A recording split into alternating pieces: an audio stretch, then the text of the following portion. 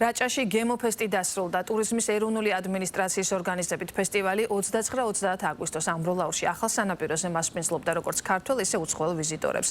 გემოფესტი პირველად სწორედ რაჭაში 2022 წელს ჩატარდა. წლევანდელ გემოფესტში 15-მდე ადგილობრივი მზარეული მონაწილეობდა.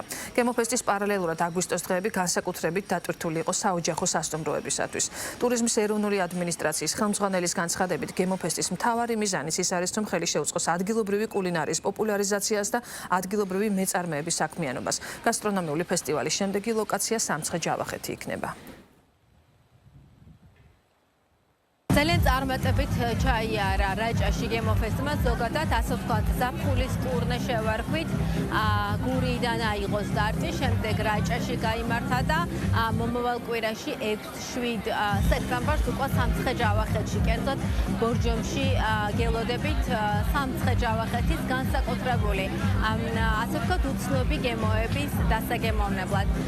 გემოფესტი ძალიან წარმატებული პროექტია, ის მიზნად ისახავს ადგილობრივი ტურიზმის განვითარებას, თავისთავად გასტრონომიის დახვეწას ქართულ სამზარეულოში და რა თქმა უნდა ადგილობრივი მეწარმეობის ხელშეწყობას და განვითარებას. ყოველი წელი არის მზარდი, შარშან იმის წინ წელს იყო ძალიან ბევრი სტუმარი მართლაც.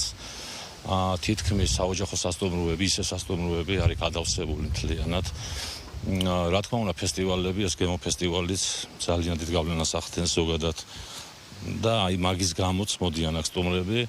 ეხლა ჩემ სასტუმროზე რა შემიძლია გითხრათ, ყოველ დღე აგვისტო არის გამორჩეული თვე, მაინც ჩვენთან და თითქმის ყველა სასტუმრო არის დაკავებული.